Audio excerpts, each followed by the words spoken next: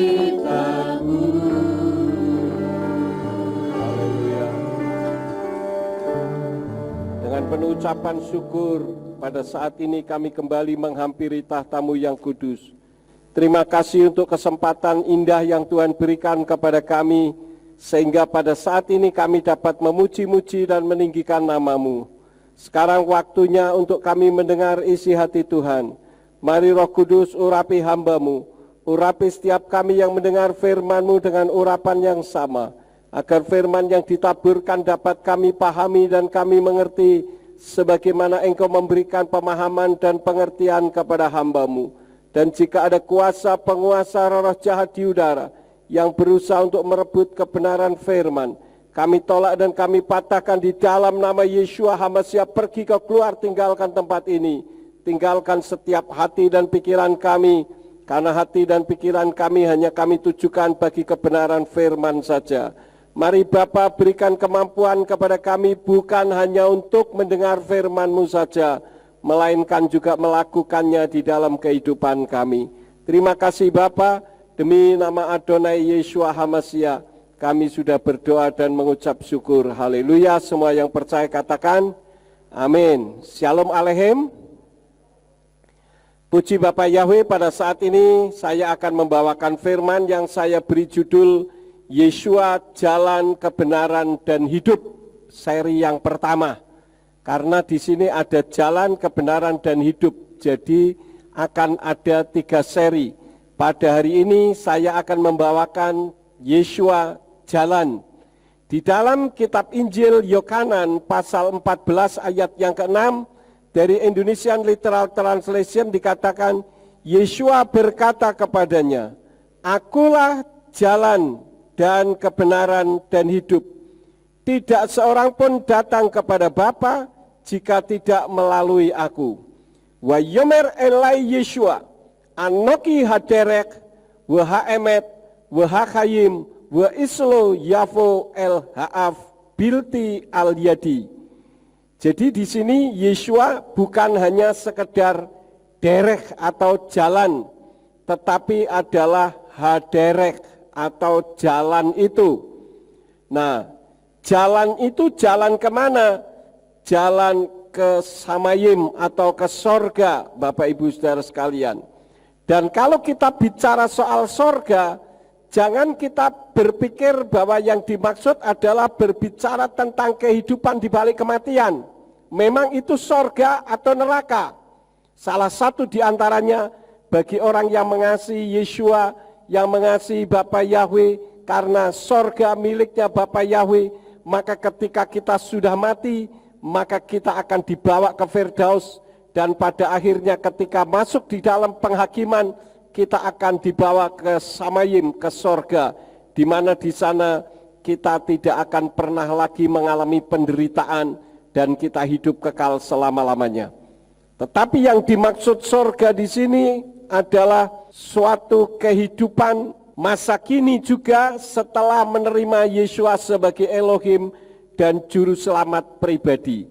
Jadi tidak hanya berbicara tentang kehidupan nanti, tetapi ketika Yeshua mengatakan akulah jalan, anoki haderek, itu berlaku bukan untuk nanti, tetapi ketika kita masih hidup di atas muka bumi ini. Nah, untuk itu bagaimanakah tandanya kalau kita ini berada di dalam lingkup Samayim atau sorga ketika kita masih ada di dalam dunia ini? Itu ada tandanya. Apakah tandanya? Kita membuka di dalam kitab Injil Yohanan pasal 14 ayat yang ke-27. Di sana dikatakan, Aku meninggalkan damai sejahtera bagimu. Aku memberikan damai sejahteraku kepadamu.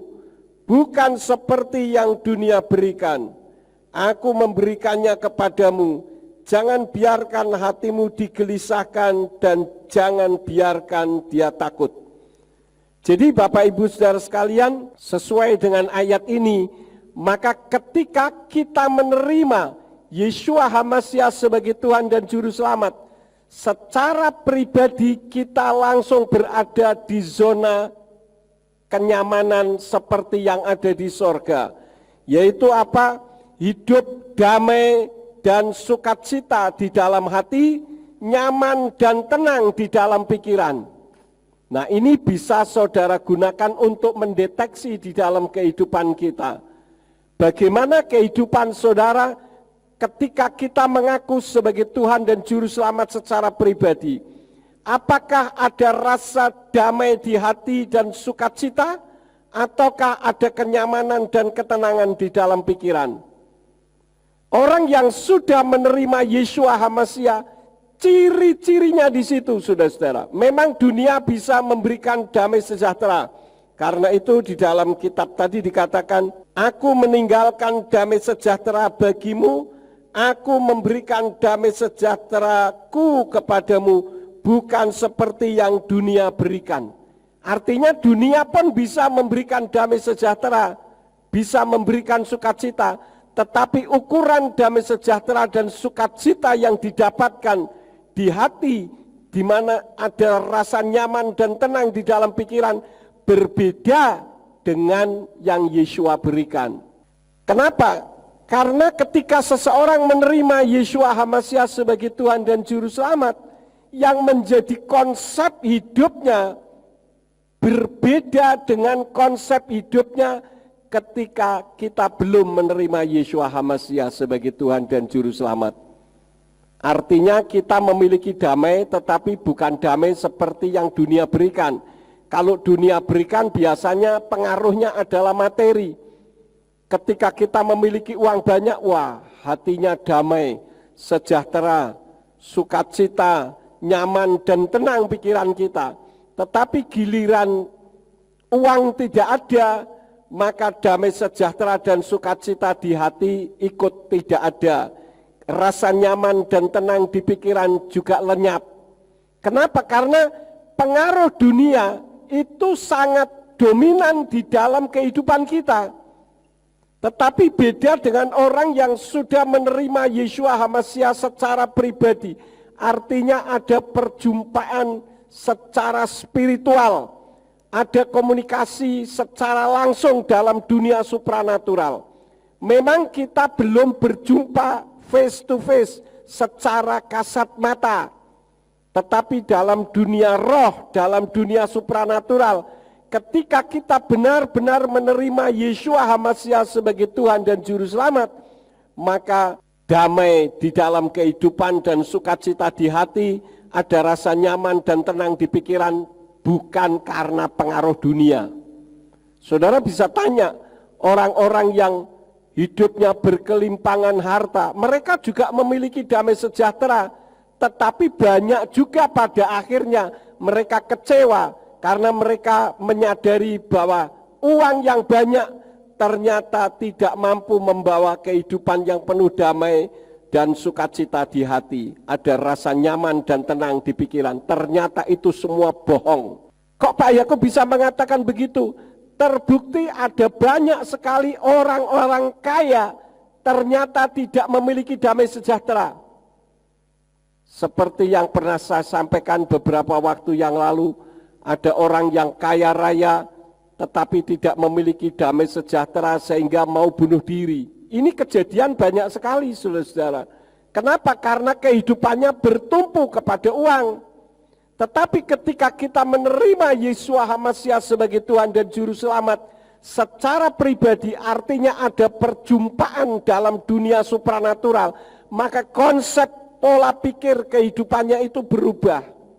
Nah, seperti apakah kehidupannya? Kita membuka di dalam kitab Matius pasal yang ke-10, ayat yang ke-34 sampai 42, sampai 38 saja saya kira.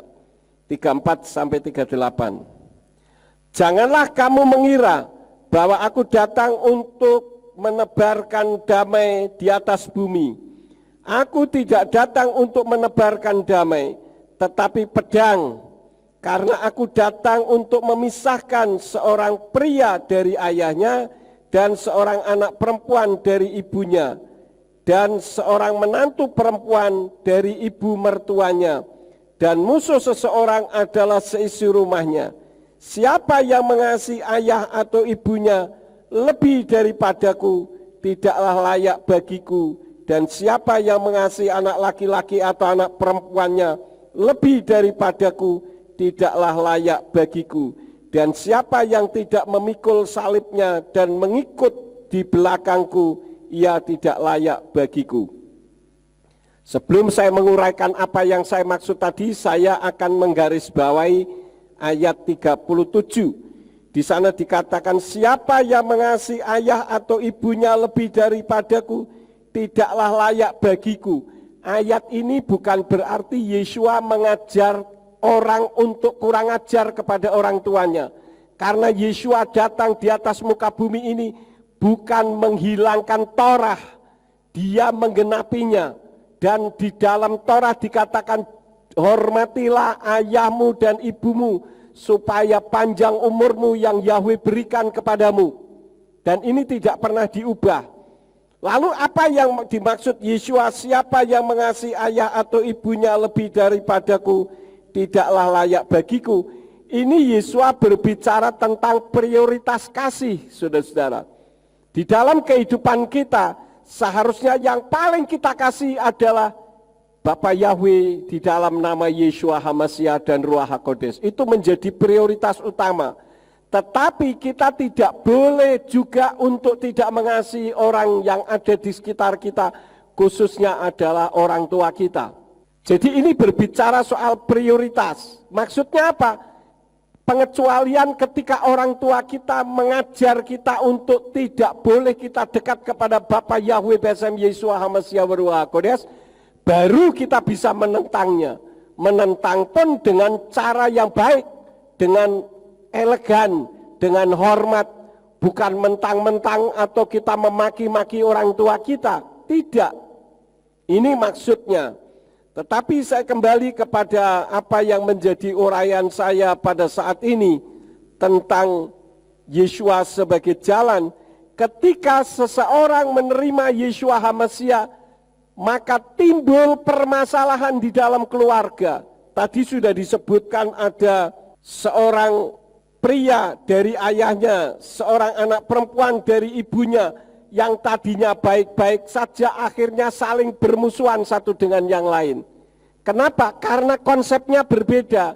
Kalau di dalam rumah tangga itu konsepnya sama, apa yang ditulis dalam kitab suci ini tidak terjadi di dalam kehidupan kita.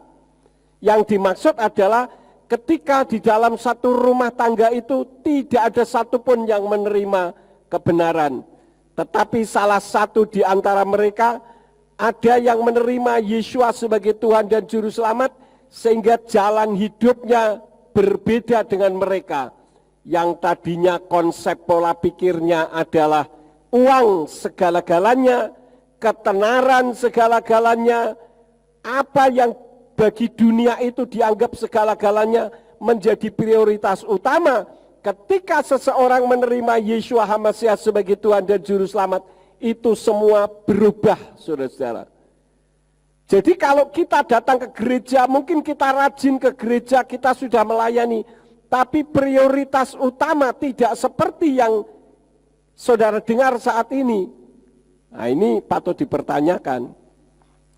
Bukan berarti uang tidak penting. Uang penting, semua butuh uang, tetapi uang bukan segala-galanya di dalam kehidupannya. Artinya ketika kita menghadapi permasalahan, bukan semuanya harus dinilai dengan uang. Orang yang di dalam kehidupannya belum berjumpa dengan Yeshua HaMashiach secara pribadi, maka orang itu seperti ranting yang lepas dari pokoknya. Kita membuka di dalam kitab Injil Yohanes pasal yang ke-15. Kitab Injil Yohanes pasal yang ke-15 ayat yang ke-6. Di sana dikatakan, jika seseorang tidak tinggal di dalam aku, ia dibuang keluar seperti ranting itu, dan dia menjadi kering, dan mereka mengumpulkannya, dan mereka melemparkannya ke dalam api, dan dia dibakar. Jadi salah satu ciri daripada orang yang memang mengenal Bapa Yahweh di dalam nama Yeshua HaMashiach dan Ruach HaKodes, itu terjadi perubahan di dalam konsep pikiran dan hatinya. Kalau tadinya tukang marah, ya sekarang jadi tukang bisa menjadi juru damai. Tidak sedikit-sedikit marah, sedikit-sedikit marah. Tetapi kalau saya tanya kepada saudara, walaupun kita sudah mengenal Yahweh Besem Yeshua HaMashiach Ruach HaKodes, boleh tidak kita marah? Boleh, kita tetap bisa marah dan boleh marah. Tetapi marah yang ada alasannya, bukan marah sedikit mudah tersinggung, tersulut. Itu seperti ranting yang sudah lepas dari pokoknya. Kalau saudara melihat ada pohon, pohon itu akarnya menyerap air dari tanah untuk menghidupi tubuhnya. Kayu-kayunya, daunnya, rantingnya supaya tetap hidup. Tetapi coba saudara potong rantingnya, kemudian saudara taruh di bawah pohon itu, dibiarkan, nanti pohon itu tetap seger, tetap sehat, tetapi rantingnya semakin lama semakin ranum dan akhirnya kering. Nah, ketika kering dia mudah terbakar. Orang yang hatinya belum melekat kepada Tuhan, itu hatinya mudah terbakar. Ada masalah sedikit, sudah meledak-ledak, mudah terbakar. Yang orang dunia katakan sumbu pendek, mudah marah, saudara-saudara. Ya, jadi itu salah satu contoh. Karena itu pada saat ini saudara bisa mendeteksi di dalam kehidupan saudara.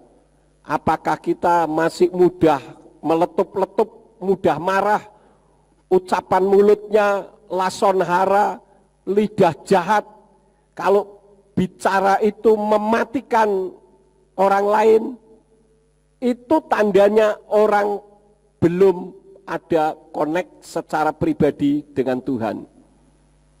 Kalau orang ada connect pribadi dengan Tuhan, hatinya damai, sejuk, pikirannya penuh dengan kedamaian, ya. Seperti yang tadi saya katakan, bahwa hidupnya penuh dengan damai, sukacita di hati, nyaman dan tenang di dalam pikiran. Orang Jawa katakan, ora kemrungsung. Kemrungsung itu bahasa Indonesianya apa ya? Gelisah, ya.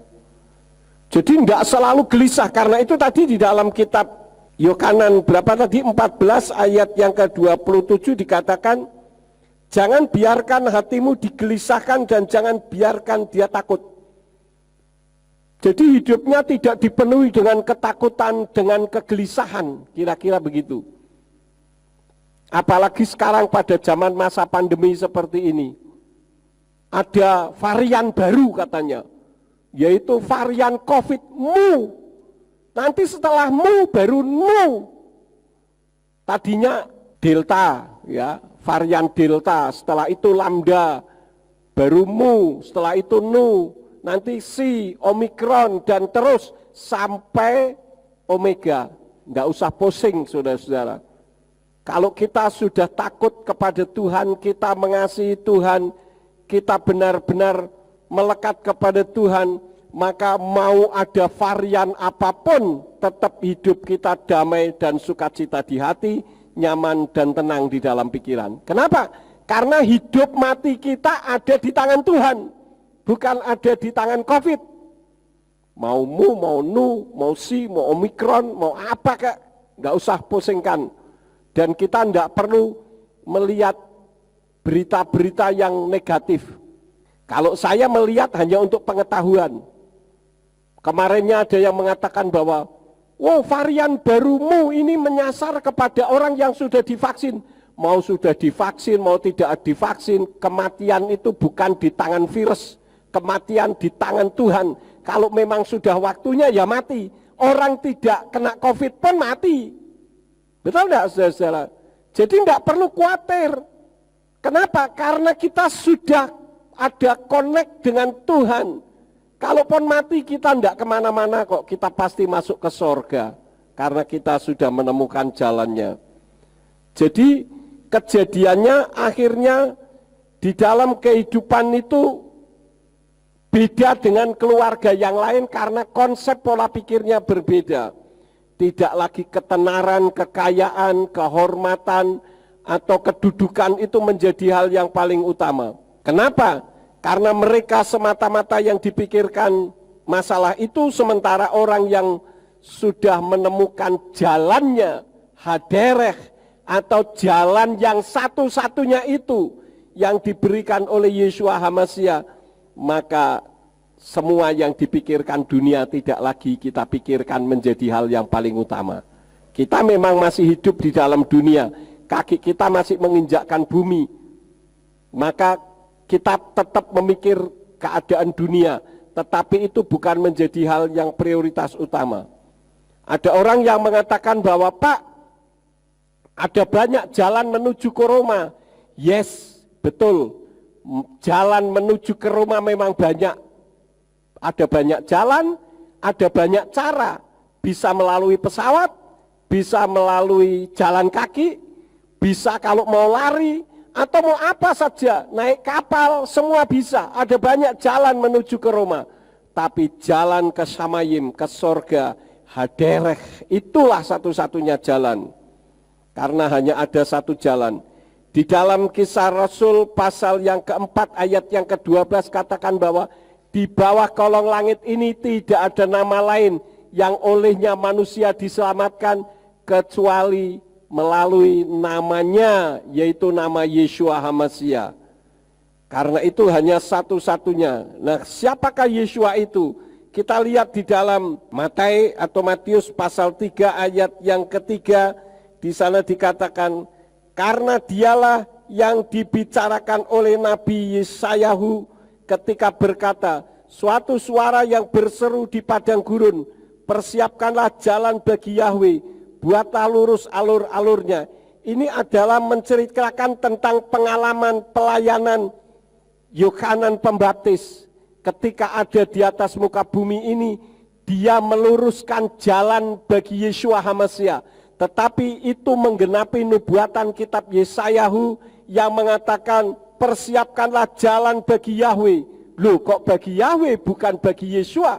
Karena Yeshua itu adalah Yahweh.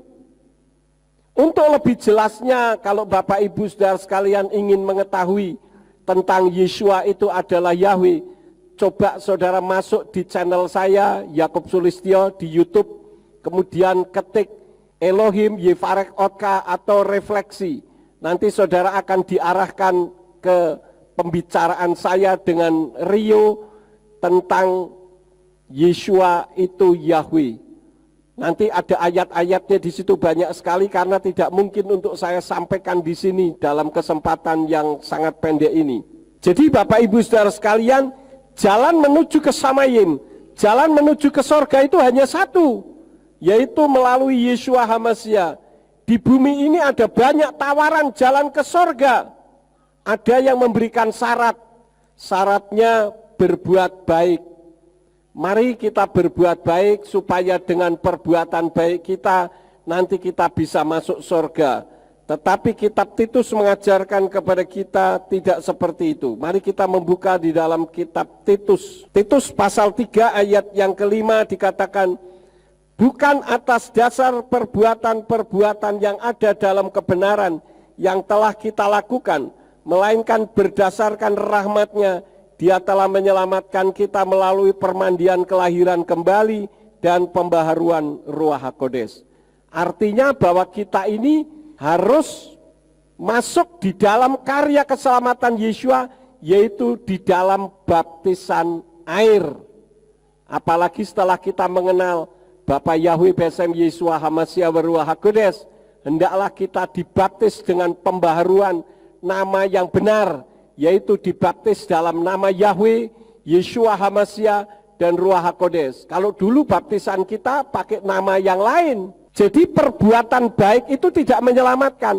Bahkan kitab suci katakan bahwa perbuatan baik manusia itu seperti kain kotor yang tidak ada artinya di hadapan Tuhan.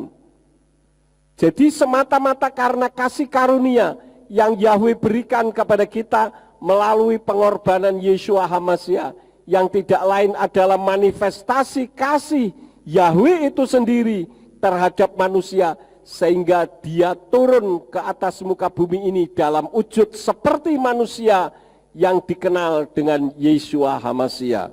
Jadi Bapak Ibu Saudara sekalian, baptisan itu bukan hanya sekedar upacara ritual gereja, tidak.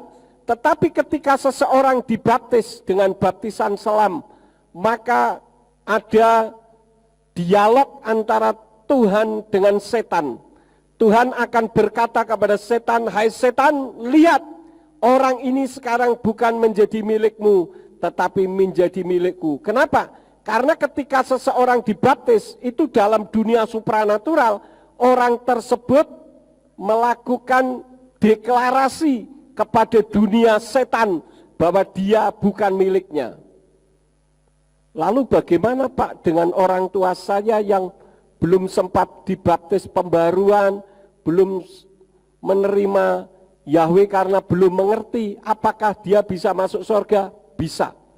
Kenapa? Karena kita melihat di dalam kitab Ibrani pasal yang ke-10 ayat yang ke-26. Sebab apabila kita dengan sengaja berbuat dosa sesudah menerima pengetahuan penuh akan kebenaran, maka bagi dosa tidak ada lagi tersedia pengorbanan.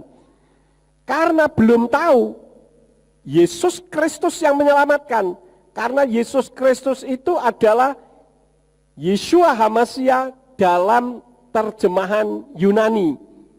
Ya kenapa? Karena huruf Yunani tidak mengenal huruf YHWH, sehingga Yeshua HaMashiach jadi Yesus Kristus. Saya pernah menerangkan tentang masalah ini.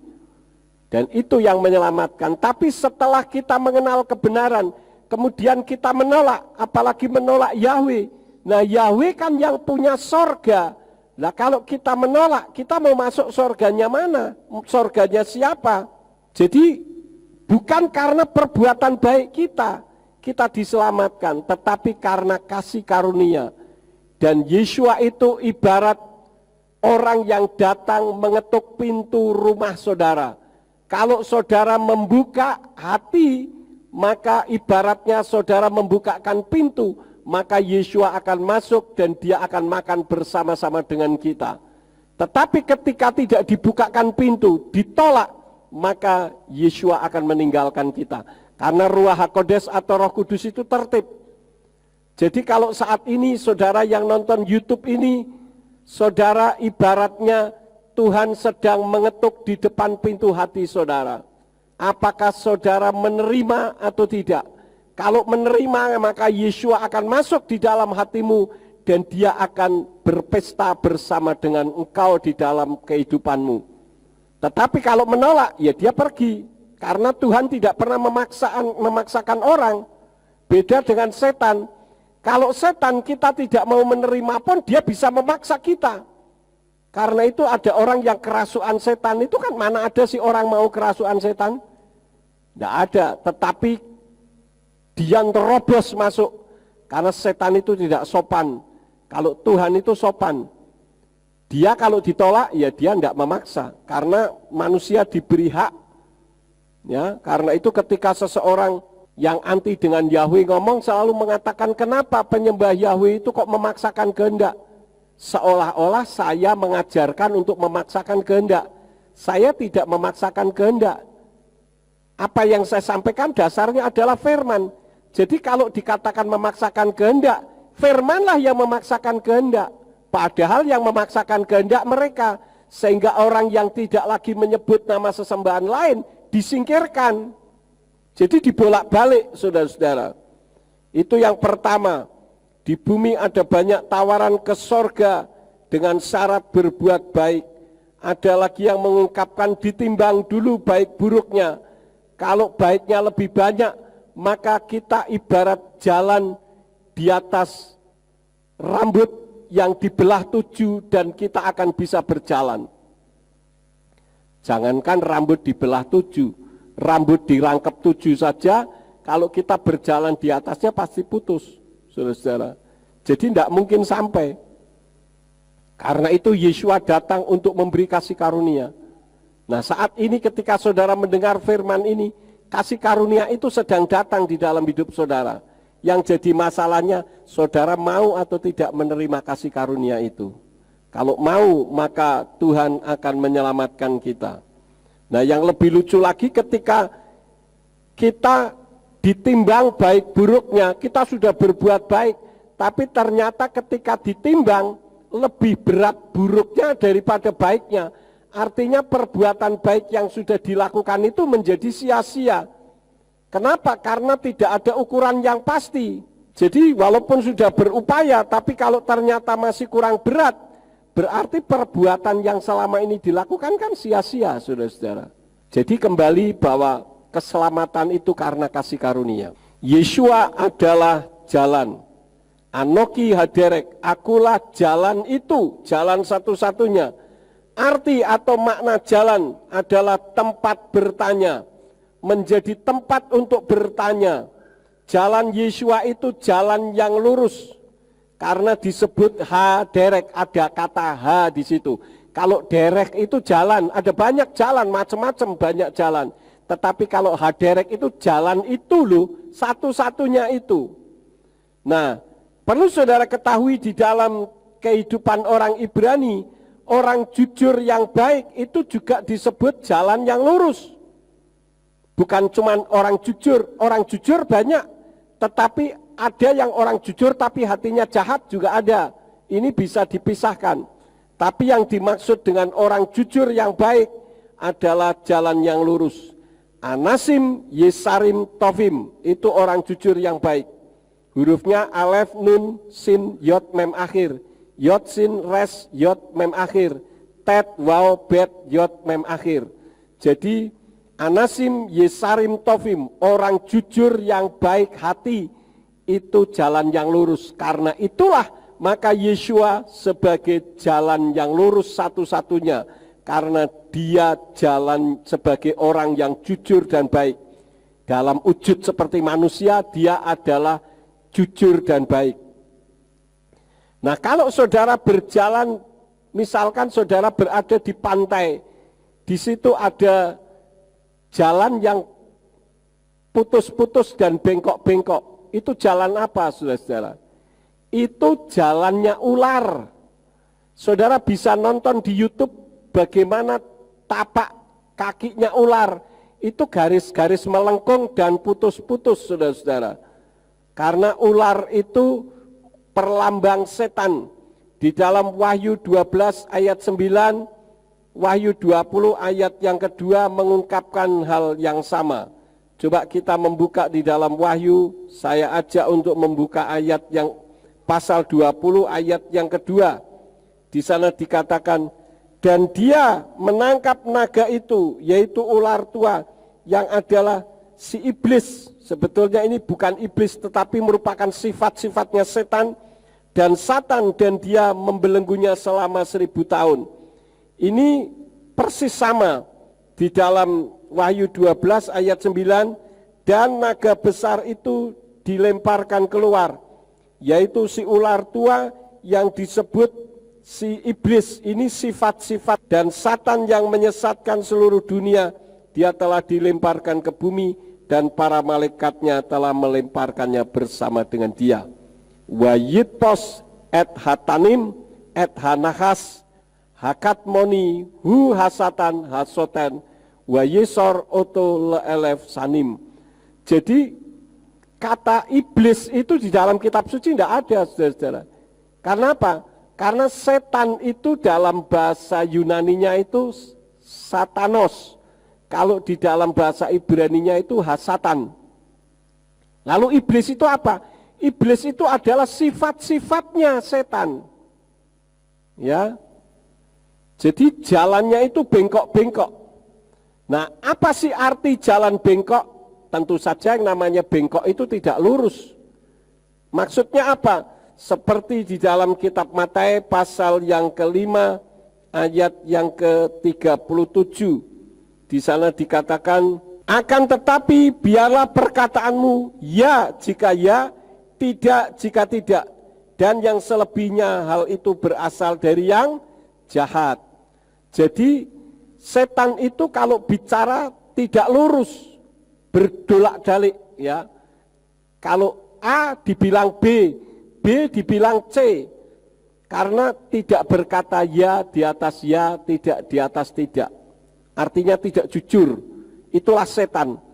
Jadi setan itu sifatnya tidak jujur, saudara-saudara.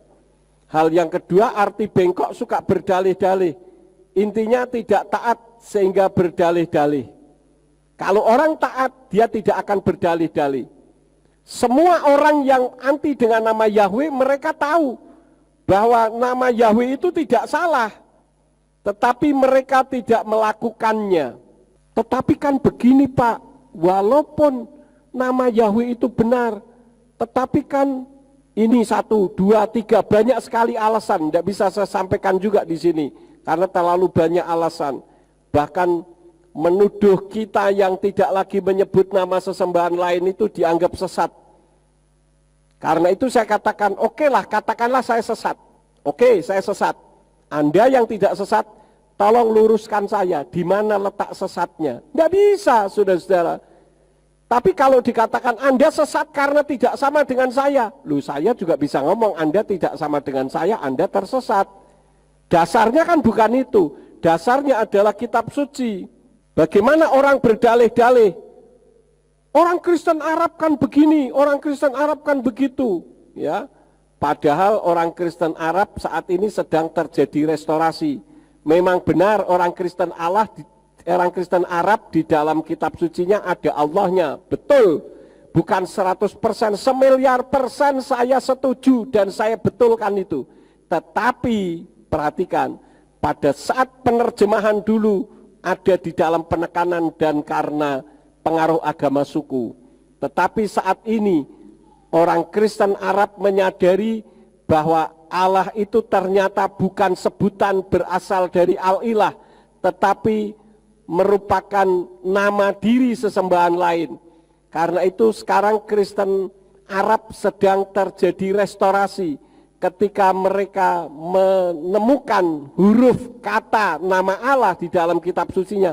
Secara otomatis mereka mengganti menjadi ilah atau Rab yang artinya guru. Jadi sama seperti di Indonesia ketika saudara sudah menerima Bapa Yahweh di dalam nama Yeshua HaMashiach dan Ruach HaKodes, ketika saudara belum mempunyai kitab suci Indonesian Literal Translation, maka ketika saudara membaca kitab sucinya Yayasan Lembaga Alkitab Indonesia, ketika menemukan kata Allah, saudara ganti menjadi Tuhan. Kira-kira sama seperti itu. Tetapi yang tidak fair, berdolak-dalik, selalu mari kita lihat Kristen Arab seperti ini. Tetapi perhatikan, Kristen Arab juga menyebut Yahweh dengan Yahwah. Tetapi saya tidak pernah mendengar orang-orang yang anti penyebutan nama Yahweh mengatakan bahwa Kristen Arab pun mengenal Yahweh yang disebut Yahwah. Tidak pernah saya dengar, saudara-saudara. Kenapa? Karena ini tidak fair, ya. Jadi berdalih-dalih, intinya memang tidak mau menyebut. Padahal itu sangat berbahaya karena bertentangan dengan kitab suci. Dan yang anehnya justru inskripsi ini, inskripsi itu dijadikan dasar kebenaran. Padahal semuanya itu berasal dari luar firman, bukan berasal dari firman. Sementara yang ada di firman dilupakan. Kitab suci menulis nama Yahweh itu 6.000 kali lebih. Kok bisa hilang? Sementara Allah yang tidak ada satu pun di dalam kitab suci bahasa aslinya dipertahankan mati-matian. Ini kan sangat tidak rasional. Tidak masuk akal, saudara-saudara. Kemudian yang disebut dengan arti bengkok adalah kalau menjawab, jawabannya bersayap. Artinya kanan kiri oke, ya. Ini adalah bahasanya politikus karena untuk keuntungan pribadinya. Tadi pagi saya katakan kalau pendeta namanya pendeta Durna. Ya, mungkin anak-anak muda sekarang tidak ngerti apa itu pendeta Durna karena tidak pernah nonton wayang. Dulu saya suka nonton wayang. Kalau nonton wayang kulit itu biasanya sampai semalaman. Karena kalau sudah jam 3, jam setengah 4 itu uro-uro. Wah, ini rame saudara-saudara. Saya senang sekali nonton wayang dulu. Sehingga tahu ada Pendeta Durno dan sebagainya. Pendeta Durno itu hanya mau yang menguntungkan. Kanan kiri oke, nggak apa-apa lah, sana boleh sini boleh. Yang penting saya bisa diuntungkan. Itu yang sekarang terjadi. Jadi membengkokkan yang sudah lurus. Seperti kehidupan orang-orang pegawai negeri, ya, walaupun tidak semua, saya katakan tidak semua, tetapi kebanyakan kalau bisa dipersulit, kenapa dipermudah? Itulah yang disebut dengan bengkok, ya. Jawabannya selalu bersayap. Kalau ditanya misalkan, menurut Anda Yahweh itu Tuhan atau setan? Jawabannya kan gampang, saudara-saudara. Yahweh atau setan, kan begitu saja. Tetapi tidak bisa langsung menjawab Yahweh atau Tuhan atau setan. Tetapi muter macam-macam begitu. Sama seperti ketika Adam ditanya oleh Yahweh. Pada saat Adam sudah jatuh di dalam dosa kan ditanya, Adam, di manakah engkau? Jawabnya kan singkat, di sini atau di situ. Tetapi jawabannya, perempuan yang engkau berikan kepadaku. Loh, siapa yang nanya perempuan yang engkau berikan? Yang Tuhan tanya itu kamu ada di mana? Nah, ini jawaban yang berdolak-dalik, saudara-saudara, jawaban bersayap. Itulah setan. Karena memang setan tahu Yahweh itu sangat mengerikan baginya. Karena itu sedang mengupayakan supaya nama Yahweh jangan disebut. Itu jalan setan, jalan ular, bengkok. Kemudian putus-putus. Apa arti putus-putus? Tidak fokus pada satu permasalahan. Karena itu ketika berdiskusi tentang masalah nama Tuhan, ketika sudah tidak bisa menjawab, ganti topik, menyerang secara pribadi, saudara-saudara.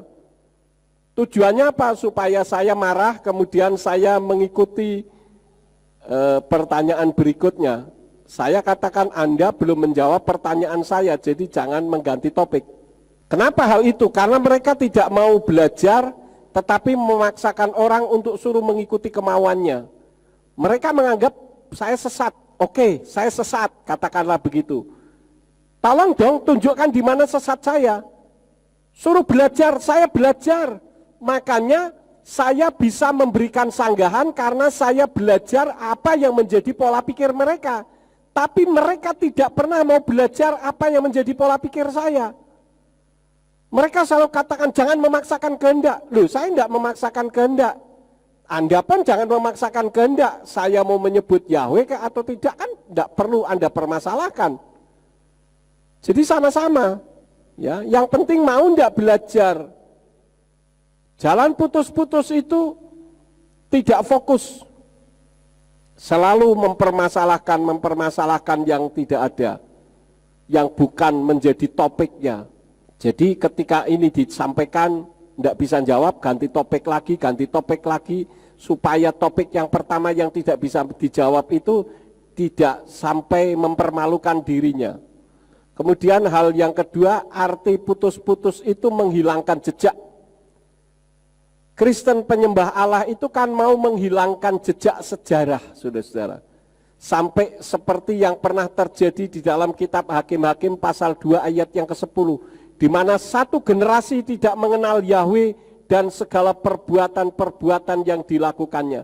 Kenapa? Karena orang-orang Yahudi itu tidak pernah mengajarkannya kepada anak cucu keturunannya. Satu generasi itu 25 tahun. Saya memberitakan nama Yahweh itu hampir 20, ya ini berarti sudah 21 tahun. Artinya sudah 2 dekade. Masih juga orang tidak ngerti-ngerti. Walaupun sekarang sudah mulai banyak orang mengenal nama Bapa Yahweh. Dan ternyata bukan hanya di Indonesia tapi di seluruh dunia sedang terjadi restorasi ini. Kalau saudara mengetahui, saudara mengerti, tetapi saudara tidak mau peduli, saudara akan tertinggal. Kenapa? Karena kita tidak mau belajar. Jangan sampai seperti orang Yahudi yang ada di dalam kitab Hakim-Hakim 2 ayat yang ke-10.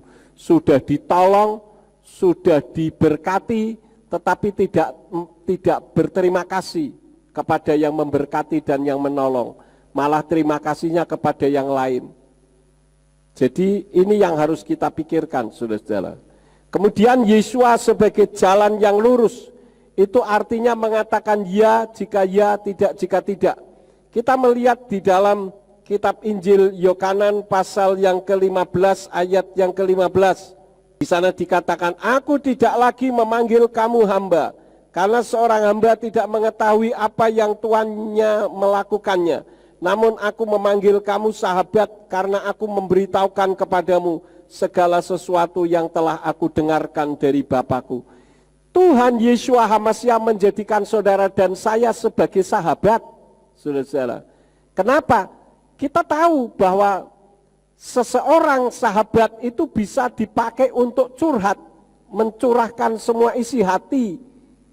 Nah, Yeshua mencurahkan semua yang Yeshua sampaikan seperti yang Bapa inginkan. Karena Yeshua itu ya Bapa Yahweh itu sendiri yang turun ke bumi dalam wujud seperti manusia.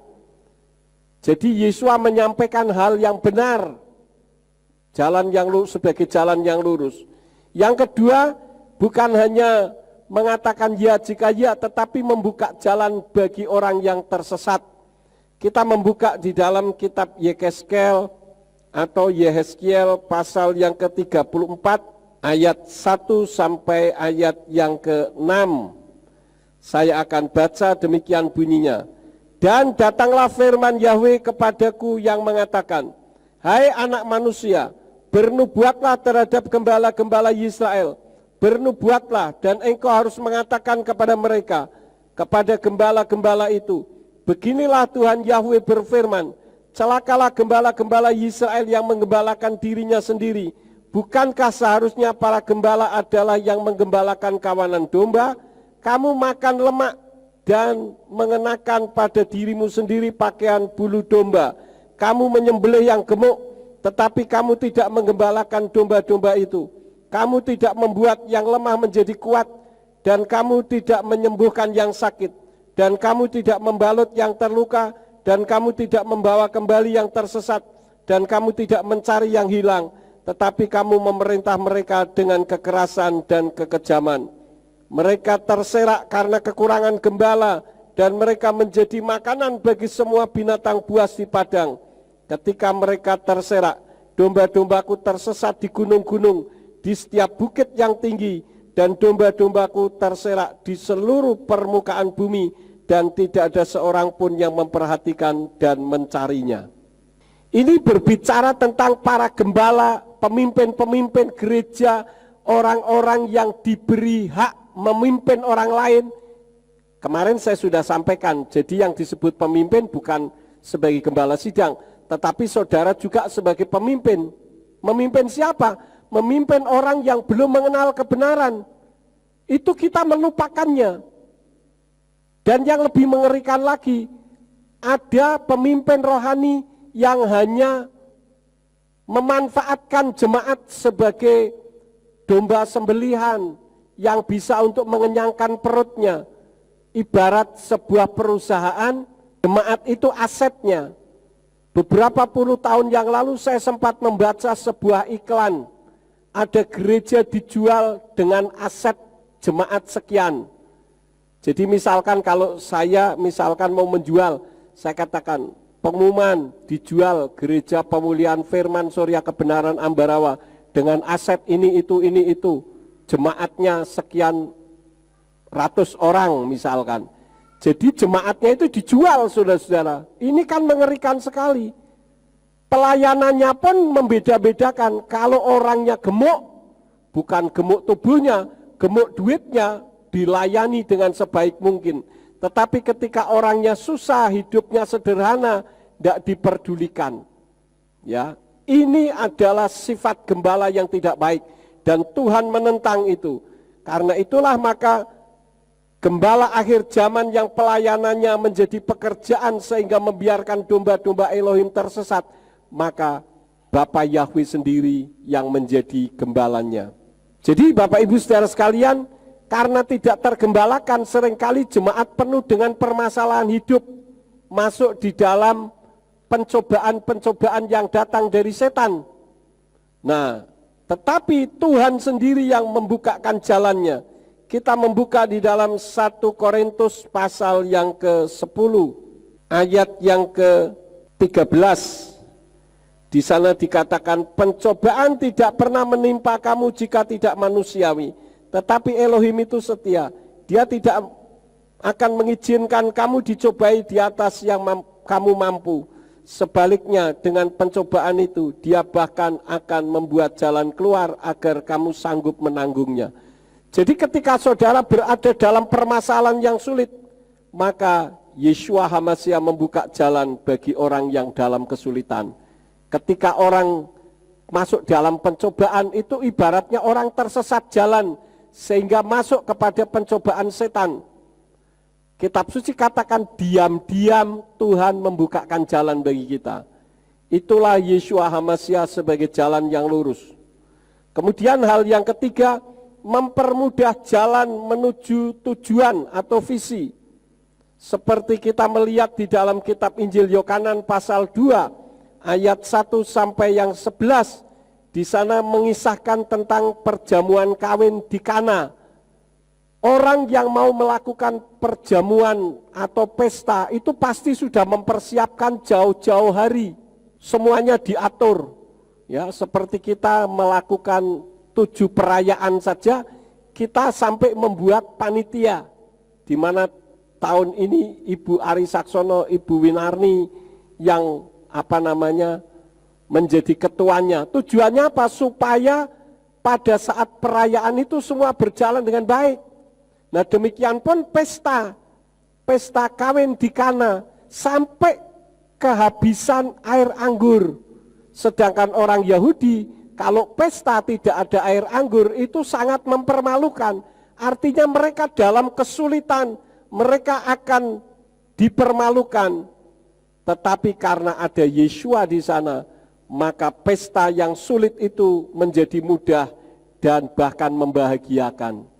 Kenapa? Karena ketika pemimpin pesta mencicipi air anggur yang diubah oleh Yeshua itu, pemimpin pestanya kaget.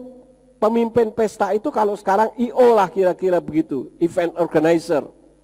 Ya, artinya ini sudah diatur sedemikian rupa, masih juga mengalami kekurangan sehingga terjadi kesulitan yang mempermalukan.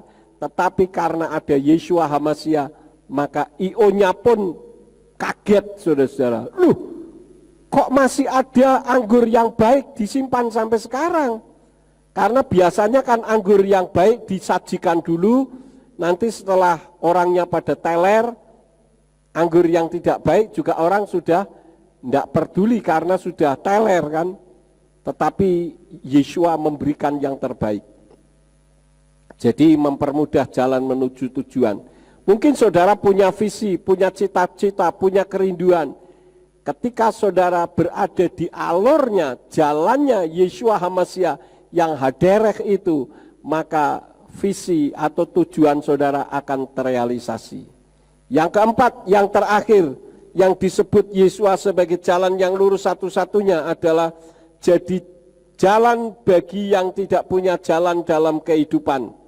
Ketika orang putus asa, seperti yang ada di dalam kitab Matius pasal yang ke-11, kita lihat kitab Matius pasal 11 ayat yang ke-28.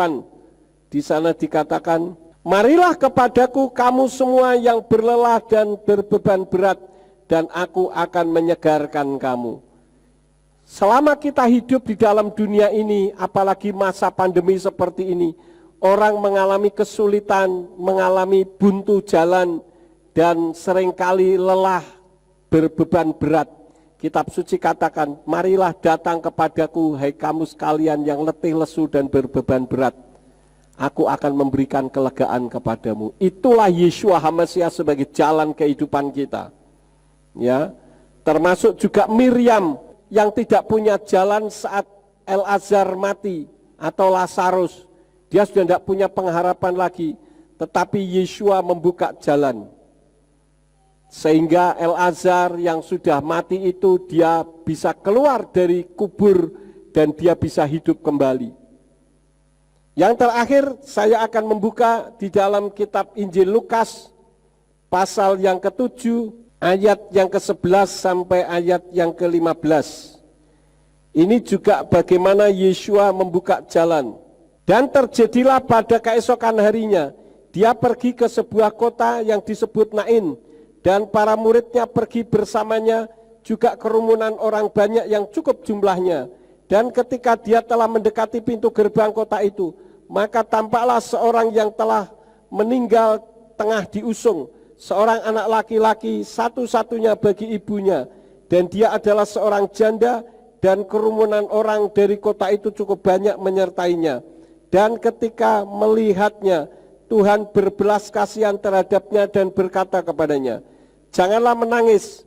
Setelah mendekat, dia menyentuh usungan itu, dan para pengusung itu masih berdiri, dan dia berkata, "Hai anak muda, aku berkata kepadamu, bangkit." Dan yang mati itu duduk dan mulai berbicara, dan dia menyerahkannya kepada ibunya. Jadi di sini kita melihat ada janda di Nain yang sudah tidak memiliki jalan pengharapan. Harapan satu-satunya adalah anak lelakinya ini.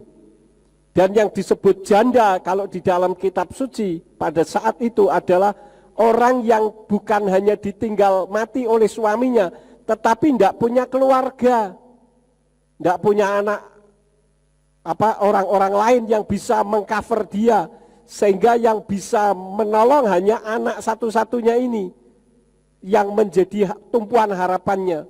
Tetapi ternyata dia mati, artinya putus harapan. Namun Yeshua membuka jalan dan menghidupkan anak itu. Mungkin di antara kita juga ada yang merasa putus harap. Ketika masa pandemi ini kita tidak punya pengharapan lagi. Kita sudah mengalami banyak kesulitan. Datanglah kepada Yeshua HaMashiach, dia akan membuka jalan. Asal kita betul-betul bergantung mutlak kepada Tuhan. Jangan kita berharap kepada manusia, karena kalau orang berharap kepada manusia maka saudara akan kecewa. Tapi kalau kita berharap kepada Tuhan, Tuhan tidak pernah mengecewakan. Saya banyak diharapkan orang, saudara-saudara, tetapi saya juga tidak mau menjadi Tuhan orang tersebut. Karena itu saya hanya mengajarkan untuk berharap kepada Tuhan. Kenapa? Karena sekali saya beri, dia minta lagi, beri, minta lagi, beri, minta lagi. Saya kasih tahu, maaf loh, saya ini bukan Tuhan kamu loh. Ya, jadi tidak bisa juga terus-terusan begitu berharap kepada saya. Anda akan kecewa. Oleh karena itu mari kita belajar untuk berharap hanya kepada Bapa Yahweh, Besem Yeshua HaMashiach. Karena dialah jalan bagi kita. Saya tidak akan memperpanjang firman, biarlah firman ini akan memberikan kekuatan di dalam setiap kehidupan kita. Amin buat firman Tuhan. Kita akan akhiri ibadah kita, mari kita bangkit berdiri bersama-sama. Dengan segala ucapan syukur kami naikkan kepadamu Bapa Yahweh di dalam nama Adonai Yeshua HaMashiach dan Ruach HaKodes, yang telah memimpin ibadah kami dari awal hingga akhirnya. Terima kasih karena Engkau telah memberi pengajaran kepada kami tentang siapakah Engkau sebagai jalan yang sesungguhnya, yaitu jalan satu-satunya. Oleh karena itu, berkati seluruh jemaat yang telah mendengarkan firman-Mu, baik yang mendengarkan di ruangan ini maupun yang mendengarkan melalui YouTube. Engkau pakai mereka, Engkau berkati kehidupannya untuk kemuliaan bagi nama-Mu. Kalau sebentar kami akan pulang, kirim malaikat Tuhan untuk menjaga melindungi kami, tibakan di rumah dengan selamat. Apabila malam nanti kami beristirahat, izinkan malaikat-Mu itu tetap menjagai dan melindungi kami di sepanjang malam kami tidur, sehingga dijauhkan dari mara bahaya orang-orang jahat maupun sakit penyakit, sehingga besok kami bangun dengan tubuh yang sehat. Dan ketika kami bangun dengan tubuh yang sehat dan kami melakukan aktivitas dalam kehidupan kami, apa saja yang diusahakan dan dikerjakan yang tidak bertentangan dengan firman-Mu, kiranya dibuatnyalah oleh Engkau berhasil, supaya dengan keberhasilan itu dapat kami kembalikan lagi guna hormat dan kemuliaan bagi nama-Mu. Berkati semua pelayan yang sudah melayani pada malam hari ini, Engkau pakai mereka semakin hari semakin heran. Sekarang berkatilah kami karena kami siap menerima berkat daripada-Mu. Mari kita angkat kedua belah tangan kita untuk menerima berkat Yahweh. Yefarka Yahweh weyes mereka. Yahweh memberkati engkau dan memelihara engkau. Yair Yahweh panoleka wikuneka. Yahweh menyinari engkau dengan wajahnya dan memberi engkau anugerah. Yisai Yahweh panoleka yashem leka shalom. Yahweh menghadapkan wajahnya kepadamu dan memberi engkau damai sejahtera. Diberkatilah engkau di kota dan diberkatilah engkau di ladang. Diberkatilah buah kandunganmu, hasil bumimu dan hasil ternakmu, yakni anak lembu sapimu dan kandungan kambing dombamu. Diberkatilah bakulmu dan tempat adonanmu. Diberkatilah engkau pada waktu masuk dan diberkatilah engkau pada waktu keluar. Sekarang pulanglah dan terimalah berkat. Kasih Bapa Yahweh Sang Pencipta, kasih karunia Adonai Yeshua HaMasiah Sang Pembeli jiwa, dan Ruach HaKodes menyertai saudara sekalian sampai Maranatha. Adonai Yeshua HaMasiah datang kembali untuk yang kedua kali dan mengangkat kita semua. Haleluya.